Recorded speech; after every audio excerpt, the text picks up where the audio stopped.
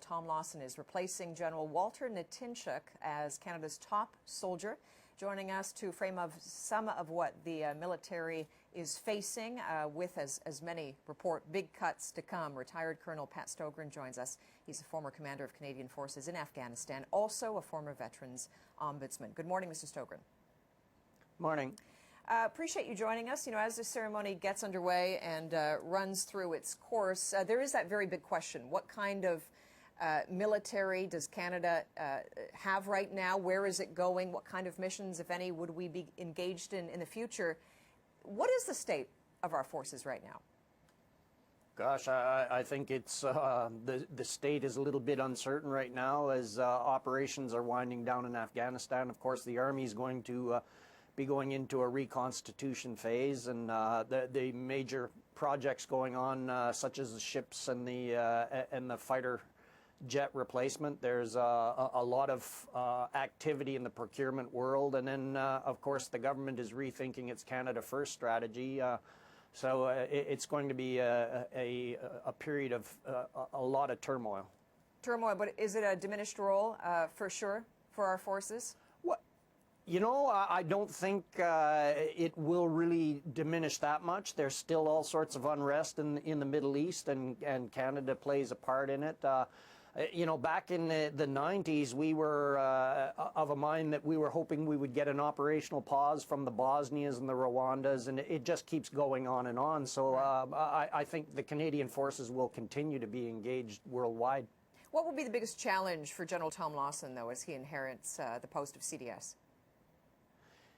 Well, it's going to be balancing the books. You know, they're having problems moving some of the major projects through, and of course the $1 billion worth of cuts. Where are they going to cut away from an already bare bones kind of organization? The reorganization of the command structure. They've already gotten rid of Canada Command and Expeditionary Forces Command and put it all under the Joint Operations umbrella. There are other cost-saving measures that can be taken along that line, but at the same time, you can expect that something else is going to open up where they're going to have to deploy ships, fighter aircraft, or indeed Army. What do you make of the job that Walter Nitinchuk has done? Initially, you know, when he inherited his role as CDS, there was a lot of concern as to how political he might be. Has he done well?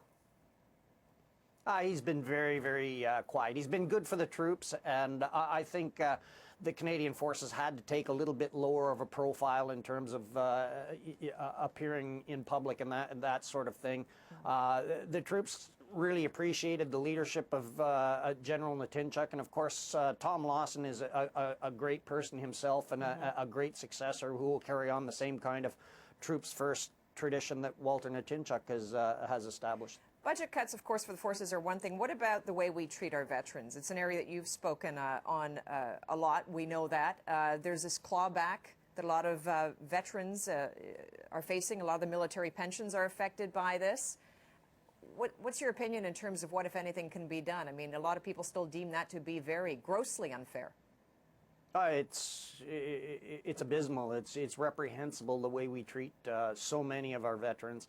And, you know, especially coming out of the war in Afghanistan, where we are going to have some veterans who need differentiated, personalized care. And unfortunately, they're the ones that are the most seriously disabled and are probably going to be left behind by the system. So, you know, one can only hope that General Nitinchuk in the afterlife will become an advocate on their behalf, and we will move some of these yardsticks and improve the treatment of our veterans. Well, do you have any hope that Lieutenant General Tom Lawson may pick up on that issue and be able to do something?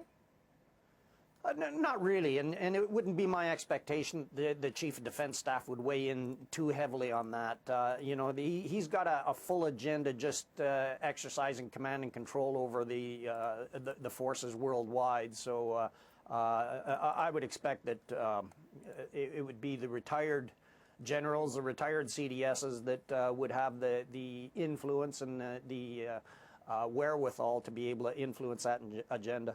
Okay, Pat Stogran, we appreciate you joining us. I know that you'll stay with us as we go back to some of that handover that is underway in Ottawa, so we appreciate it, and thank you for standing by as well. Thank you.